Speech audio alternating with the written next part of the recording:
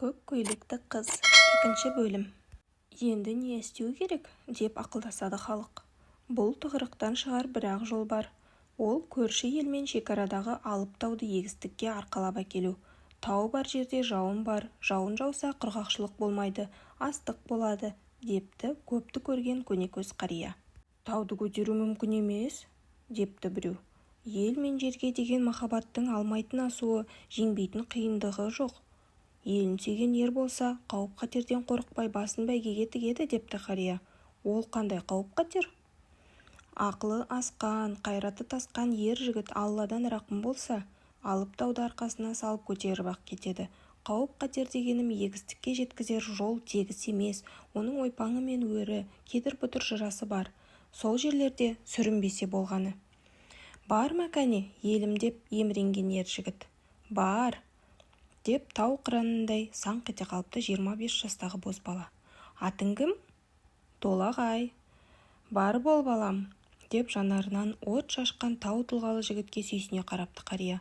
Ал халайық, алақандарыңды жайыңдар, мен бата берейін батыр балама.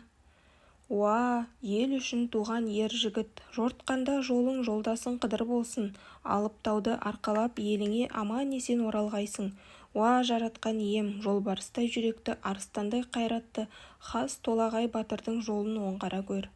Елінің абызынан бата алған жас арыстан Толағай күні-түні тоқтаусыз жүріп, көрші елдің шекарасына жетті.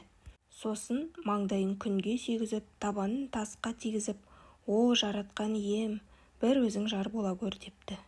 Кеуде кере демалып ап, ауып деп алып, тауды тік көтеріп жүріп кетіпті. Түн қата жүріп, түс қашып еліне аман есен жетіпті. Жете бере әлде бірдеңеге сүрініп құлапты да өзі тау астында қалыпты. Қалың ел қара жамылып қайғы жұтып жоқтапты Толағайды. Арада апта өткенде ел армандаған жаңбыр жауыпты. Содан бастап алтын астықтан тау тұрғызған ел жоқшылық пен уайым қайғыны ұмытып, тоқшылықта бақытты өмір кешіпті. Елін сүйген ердің құрметіне ол көтеріп әкелген тау Толағай деп аталыпты. Данияржан, ұйықтап қалдың ба? Ұйықтаған жоқпын, әже. Неге үнсіз қалдың? Толағай жайлы ойлап жатырмын. Менің Толағайдай болғым келеді.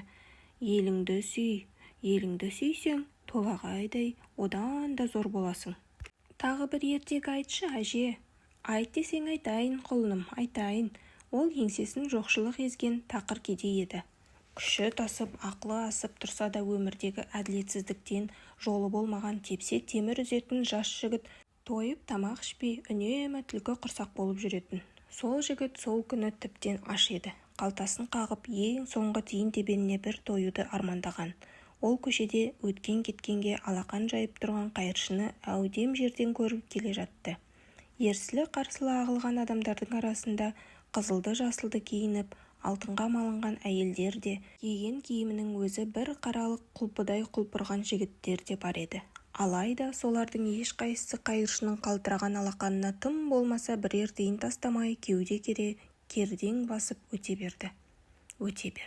Ал сіңірі шыққан кедейдің қайыршыға қайрылмауға да дәті жетпеді. Ол қалтасындағы соңғы тиын тебенін алып, аштықтан көзі қарауытып, тізесі дірілдеп, қалт-құлт етіп құлағалы тұрған қайыршының күс басқан күрең алақанына салды. Сол сәт ол күтпеген ұлы оқиға болды. Кедей жігіт қиналғанда түсінде аян беретін Құдайдың сұлбасын көрді. Айнала аяқ астынан жап-жарық болып шыға келген қас қағым сәтте аспаннан ақ жұлдыздай ағып түсіп, кедей жігіттің қарсы алдына тұра қалған Құдай қайыршының иығынан асыра оң қолын алға созды. Сол сәт аспанда ай мен күн шағылысып, құйрықты жұлдызға ұқсаған қызыл-сары шұғыла кедей жігіттің көз алдынан зу етіп өте шықты. Сол ақ екен, Құдайдың сұлбасы ізім-ғайым жоқ болды. Сол күннің ертесінде қайыршыға қарайласпай, кедей жігіт Құдайдың құдіретімен аяқ астынан ат басындай алтын тауып, бір-ақ сәтте байып шыға келді.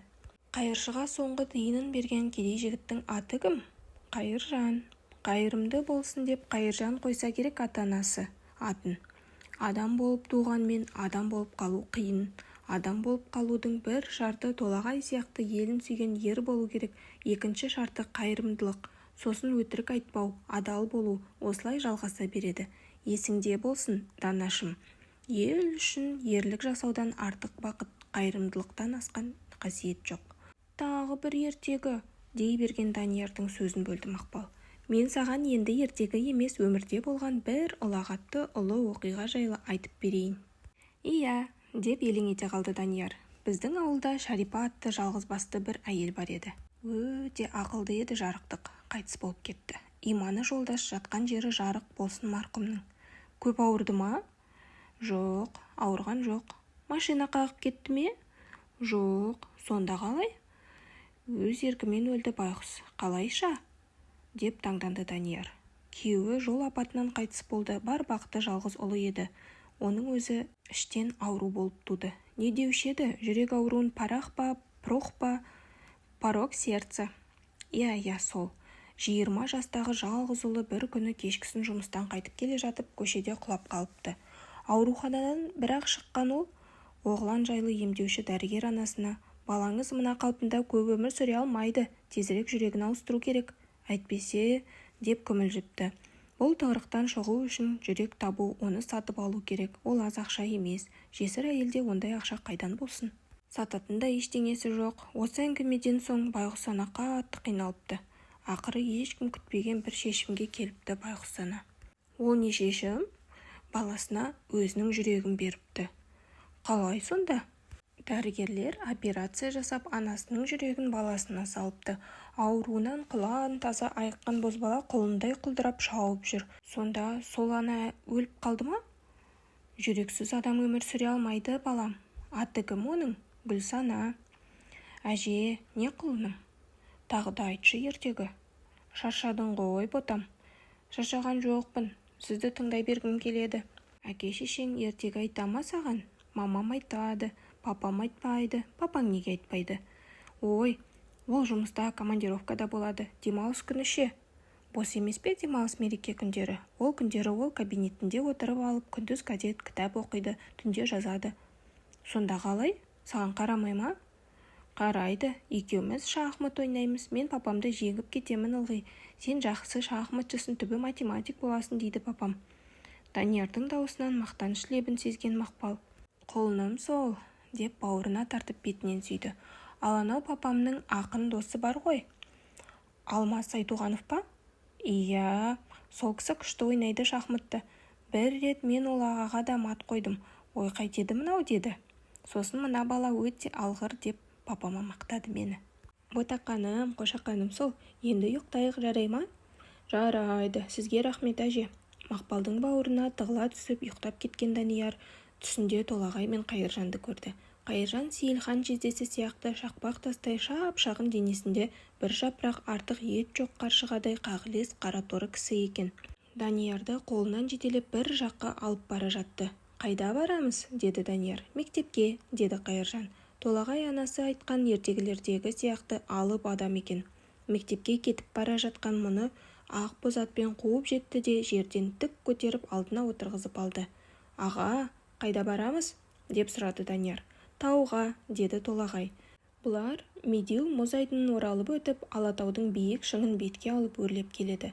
Бір кезде ақ боз ат сүрініп кетті. Данияр ат мойнынан аса ұшып түсті. Сол сәт әкесі айта беретін ақбас бүркіт құлап жатқан Даниярды айнала ұшты. Түстің осы тұсына келгенде оянып кетті Данияр. Түнде бірге ұйықтаған Мақпал жоқ, ерте тұрып кетсе керек. Ұясынан сынық сүйем көтерілген күн бөлме ішін жап-жарық қып, Даниярды жып-жылы шуағымен аймалап тұр. Сол күннің ертесінде Данияр ата-анасымен бірге аудан орталығына келді. Мәдениет үйінде халықтың жазушы Ерасыл Жақсыбековпен кездесуі өтіп жатты. Ат шаптырым үлкен залдың төрінде ата-анасының ортасында отырған Данияр сөйлеушілердің бір сарынды сөзінен жалыға бастады. Халықтың көз алдында тұрған әкесіне көз қиығын тастап қояды. Жан-жағына қарағыштап, басындағы тақиясын бір шешіп бір киді. Мына жиналыс тез бітсе екен деп тыпыршып отыр. Бір кезде кеше Байғабыл өзенінің жағасында қызыл көйлекті жігітпен кездескен көк көйлекті қыз орнынан тұрып: «Маған Даниярға сұрақ қоюға бола ма?» деді. «Сұрақ қоюға болады», деді кездесуді жүргізіп отырған жергілікті ақын. «Рұқсатты Даниярдың өзінен сұрайық», деді көк көйлекті қыз. «Данияр, сенен бір нәрсе сұрасам бола ма?» «Болады», деді жаңа ғана балалығына бағып іші пысып тыпырлап отырған Данияр әп-сәтте салмақты бола қалып. «Менің сұрағым мынау», деді көк көйлекті қыз. Данияржан, айтшы, сен өскенде кім боласың? Папаң сияқты жазушы боласың ба?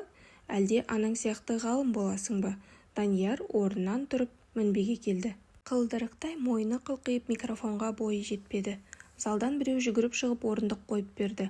Орындыққа шыққасын бойы биіктеп залдағы халыққа қыдырта көз тастады.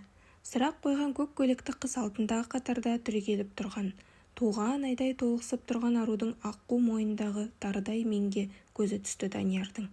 Аппақ иыққа төгілген қою қап-қара шашы тілерсегін қағып тұр. Беті аппақ, аласы аз, қарасы көп, үлкен көзге үйлесе кеткен кірпігі ұзын. Көк жапырақ түстес көк көйлегі тобыққа дейін төгіліп, ұзын бойына өзгеше көрік беріп тұр. Жіп-жіңішке белін қып-қызыл белбеумен буып тастапты. Үлкендерден көргеніне бағып, микрофонды саусағымен тықылдатты. Сосын көзін көк көйлекті қызға қадап тұрып, мен папам сияқты жазушы болмаймын, мамам сияқты ғалым да болмаймын, деді. Сосын сәл ойланып тұрып, Тоқтар Әубәкіров сияқты космонавт боламын, деді үлкен кісілердей салмақты болып ап-анық сөйлеген Данияр. Сосын залдағы халыққа қарап басын иді де орнына келіп отырды. Сол күні түні бойы түсінде көк көйлекті қызды көріп шықты Данияр.